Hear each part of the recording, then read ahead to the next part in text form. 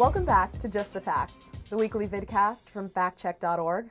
I'm Emmy Kalawale, and the vice presidential debate is now over. So let's get to checking the facts. We start with Governor Palin.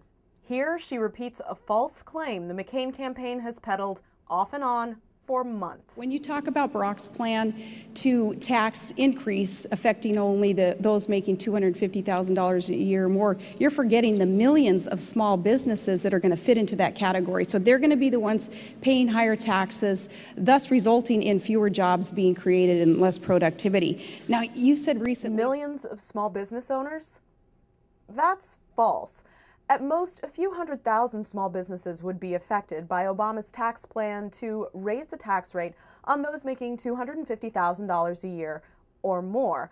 And that's a generous count when you consider that it includes some hobby businesses and sideline small businesses. Next, we turn to Senator Joe Biden. Matter of fact, John recently wrote an article in a major magazine saying that he wants to do for the healthcare industry, deregulate it and let the free market move like he did for the banking industry. So deregulation... Actually, Biden's taking McCain's words out of context. The article he's referring to is one written under McCain's byline in a magazine called Contingencies, or the Journal of the American Academy of Actuaries.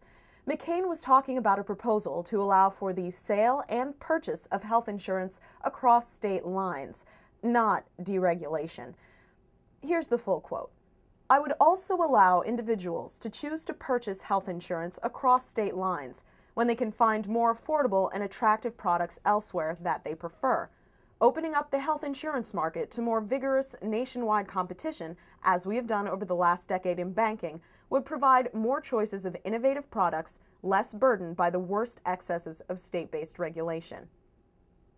Next, we turn to Governor Palin. Opposed to Barack Obama's plan to mandate health care coverage and have this universal government-run program. And unless you're pleased with the way that the federal government has been running anything lately, I don't think that it's going to be real pleasing for Americans to consider health care being taken over by the feds. But a $5,000... But Obama's plan isn't universal government-run. Not at all. In fact, his plan would allow for more offerings of publicly funded health insurance, and it would not replace or remove private insurance, and it would not require that people enroll in a government plan. And there are no mandates for adults. The only mandates are for children. Next up is Joe Biden. If John really wanted to eliminate them, why is he adding to his budget an additional $4 billion in tax cut for ExxonMobils of the world that in fact already have made $600 billion since 2001? We've been here before too. The $4 billion tax cut Biden is talking about is McCain's plan to lower the corporate tax rate from 35% to 25% for all corporations, not just the oil companies. A liberal think tank estimated that that would be worth $3.8 billion a year to the top 5 U.S.-owned oil companies. Next, we go back to Governor Palin, who raced through false and misleading claims we've already debunked on Obama, Biden, and taxes. Now, Barack Obama and Senator Biden also voted for the largest tax increases in U.S. history. But they didn't. If you use the nation's economic output as a yardstick, the yardstick that most economists prefer. Obama and Biden's vote in favor of the $217 billion 2008 budget proposal from the Democrats would have been a vote for the third largest tax increase since 1968. It didn't even rank in the top 10 of tax increases since 1940. And then Palin said this. Barack had 94 opportunities to side on the people's side and reduce taxes, and 94 times he voted to increase taxes or not support a tax reduction. 94 times. But Palin's counting 7 votes in favor of lowering some taxes, another 23 votes in favor of tax cuts, and 17 votes on the same 7 bills. And then there was this. Barack Obama even supported increasing taxes as late as last year for those families making only $42,000 a year. That's a lot of... He didn't. Obama voted in favor of a budget proposal that would have raised the tax rate on a single person with no children making $42,000 a year.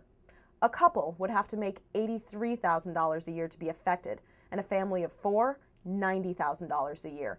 And Obama's tax plan actually would provide a tax cut for nearly everyone at those levels.